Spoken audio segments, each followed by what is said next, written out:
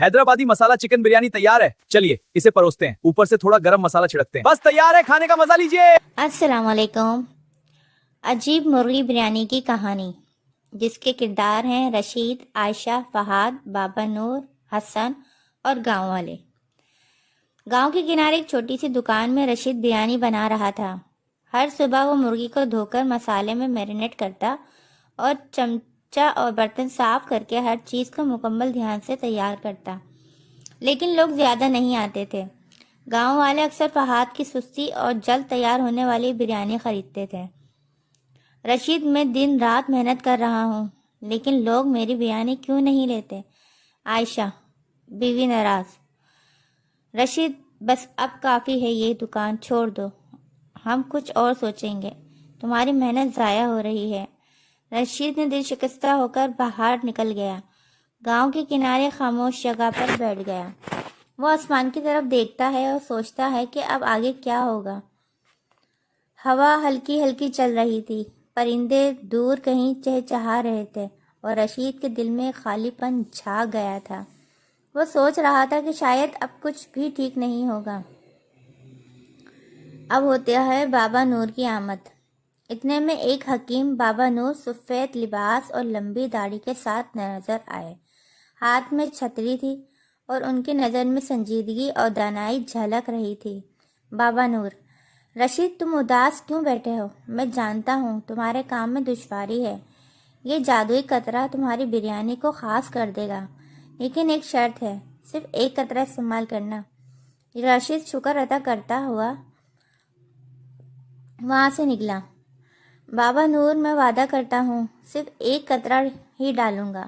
شکریہ۔ رشید نے ہدایت کے مطابق قطرہ بریانی میں ڈالا۔ اس لمحے کچھ عجیب سا ہوا، بریانی کی خوشبو اور رنگ میں ایک خاص جادو پیدا ہو گیا۔ اگلی صبح جب رشید دکان کھولتا ہے تو لوگ قطار میں کھڑے ہیں۔ گاہک ایک: ارے رشید بھائی، آج بھی وہ عجیب ذائقہ ہے۔ ہاں، واقعی لاجواب ہے، ہر کسی کو یہ بریانی چاہیے۔ رشید کی بریانی کی خوشبو گاؤں کے ہر کونے میں پھیل گئی تھی۔ بچے، بڑے، خواتین سب رشید کی دکان پر پہنچ گئے۔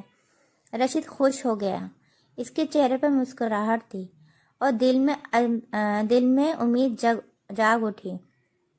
عائشہ: رشید دیکھو، لوگ کتنے خوش ہیں، تمہاری محنت رنگ لے آئی۔ رشید نے دل ہی دل میں سوچا، رشید اپنے آپ سے کہتے ہوئے، اگر میں سب کچھ اور بہتر کر دوں، میں اپنی فیملی کے لیے سب کچھ کر سکتا ہوں۔ لیکن دل کے کونے میں لالچ کی چھوٹی سی شعلہ جل رہا تھا، جو بعد میں مسئلہ بننے والی تھی۔ فہد نے رشید کی بڑھتی ہوئی شہرت دیکھی اور سوچا، فہد، یہ کیسے ممکن ہے کہ رشید کی بریانی اچانک سب کو پسند ہو گئی؟ فہد نے اپنی بریانی کا معیار بہتر کرنے کا سوچا، لیکن لوگ اب رشید کی بریانی کے جادو میں پھنس چکے تھے۔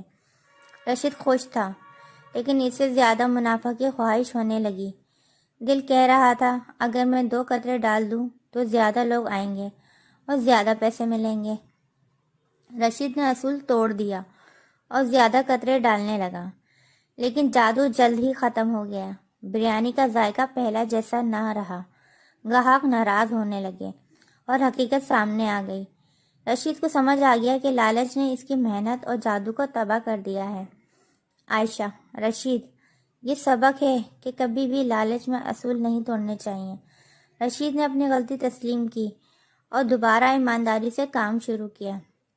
رشید نے دوبارہ محنت شروع کی، گاؤں والے دیکھ کر دوبارہ آنا شروع ہو گئے، لیکن اس بار رشید نے ہمیشہ یاد رکھا، ایک قطرہ اصول کی پابندی، ایمانداری اور محنت، لالچ سے بچنا۔ یہ کہانی ہمیں سکھاتی ہے کہ کامیابی صرف اسی وقت پائیدار ہوتی ہے جب ہم ایمانداری سے رہیں اور حدود کا احترام کریں۔ لالچ ہمیشہ نقصان لے کر آتی ہے۔ رشید نے سبق سیکھا، کامیابی کی اصل قیمت ایمانداری، سبق اور اصولوں کا احترام ہے، اور یہی حقیقت پر کامیابی زندگی ہے۔ کیسی لگی آپ کو ہماری اسٹوری؟ اچھی لگی تو چینل کو لائک، شیئر، سبسکرائب کیجیے۔ شکریہ، جزاک اللہ۔